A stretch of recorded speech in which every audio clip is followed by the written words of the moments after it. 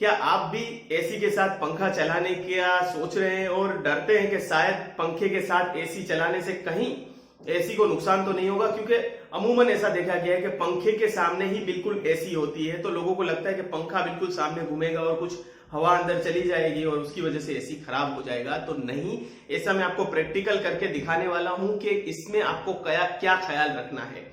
तो क्या पहला सवाल हमारा है कि क्या हमें एसी के साथ पंखा यूज करना चाहिए या नहीं?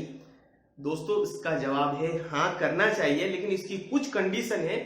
वो अगर आप थोड़ी कंडीशनों को ध्यान रखेंगे तो चला भी सकते हैं और उसका अच्छा रिजल्ट भी मिलेगा। ज्यादा ही फायदे ही हैं, इसका नुकसान कुछ भी आप कहने को कहिए तो नुकसान कुछ नहीं है, फायदे ही फायदे हैं। अब वो फायदे हम शुरू करते हैं। दोस्तों, एसी के अंदर भी फैन होता है, जैसे आपको पता है, जो ऑटोमेटिक फुल स्पीड 100 जैसे भी आप करना चाहें वैसे कर सकते हैं, लेकिन उसका फैन जो है बाहरी फैन से ज्यादा हवा सर्कुलेट नहीं कर पाता है। तो अगर एक्सटर्नल फैन से आप उस हवा को सर्कुलेट करेंगे तो आपका रूम जल्दी ठंडा हो जाएगा। तो इससे आपकी बिजली की बचत होगी। तो जैसे कि आपको पूरा रूम ठंडा करने के लिए आप 16, 17 या 18 पे एसी रखते हैं, फिर भी जितनी जल्दी से आपका रूम ठंडा नहीं होता, उससे जल्दी रूम आपका ठंडा हो जाएगा पंखा चलाने से। पंखा चलाने के साथ साथ एसी आप रख देना है 24 पे। शुरुआत में आप 24 पे रख दीजिए, तो आपका 15-10 मिनट अगर 24 पे एसी चलाया और उसके साथ आपने 2 या 3 पे पंखा चला दिया, दोस्तों 3 से ज्यादा नहीं चलाना है वरना ठंडी लगेगी।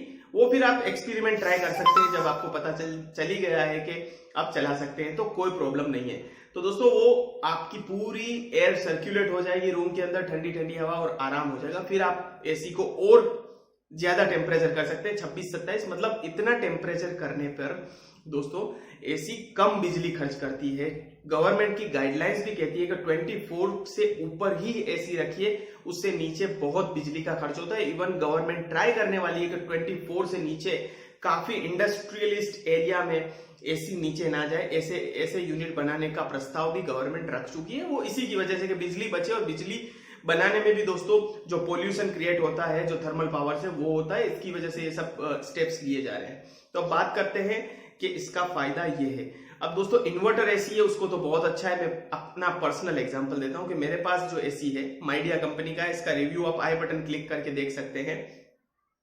उसको मैं चलाता हूं शुरुआत में 100% पे और 24 पे रख देता हूं रात को सोने के टाइम, और आधे एक घंटे के बाद मैं उसको कर देता हूं 50%, क्योंकि मेरा इन्वर्टर एसी है। अब वो 50% हो गया, मतलब कि वो 1 टन का एसी हो गया आधे टन का।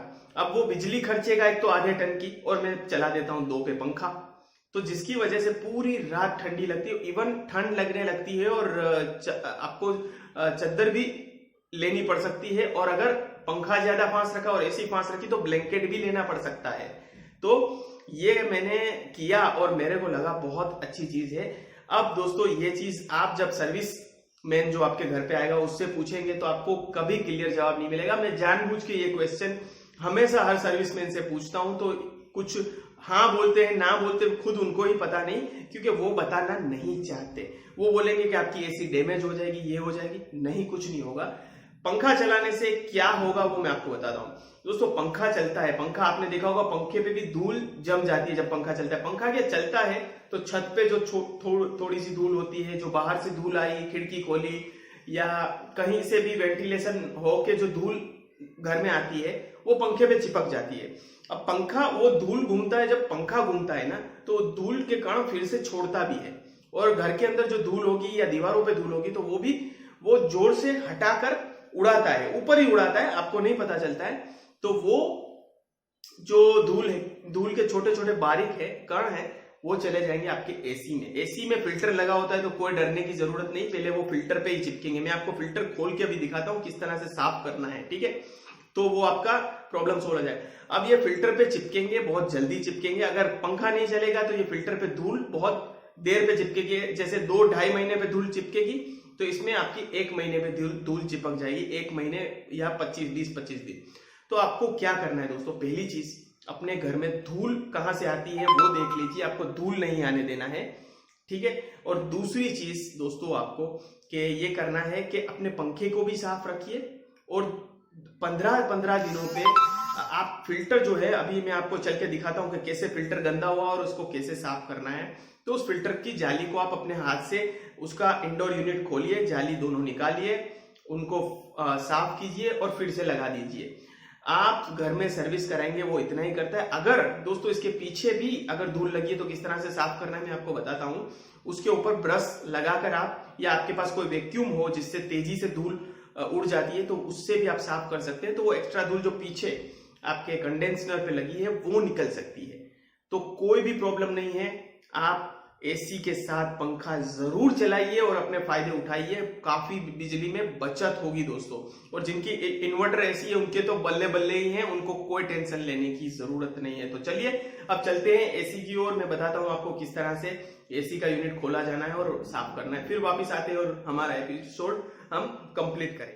तो दोस्तों जैसे मैंने आपको बताया कि पंखा देखिए, पंखा ये रूम साफ है फिर भी पंखा जो है वो धूल को घुमाएगा। अगर धूल थोड़ी बहुत भी आएगी, जैसे खिड़कियां खुलेंगी, यहाँ से खिड़कियां खुलेंगी तब धूल अंदर आएगी, धूल जो है थोड़ा बहुत छत पे चिपकेगी और उसको भी वो सर्कुलेट करेगा। जैसे आपने देखा होगा यहाँ पे जो है छत पे आपने देखा होगा कि पंखे भी हैं वो खुद को धूल चिपका लेते हैं। अब डस्ट प्रूफ भी आ गए लेकिन वो धूल उड़ाएगा ही।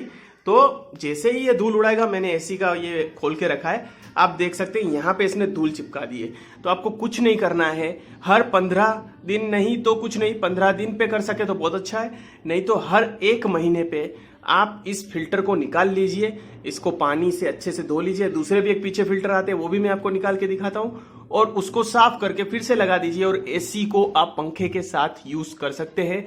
कोई दिक्कत वाली बात नहीं है। आप टाइम टू टाइम फिक्स करेंगे तो लॉन्ग टर्म सर्विस ही करानी पड़ेगी, शॉर्ट टर्म सर्विस की जरूरत भी आपको नहीं पड़ेगी। तो बस दोस्तों देखिए मैंने इसको साफ कर दिया है और लगा दिया है। आप अपने घर पे इसको साफ कर सकते हो।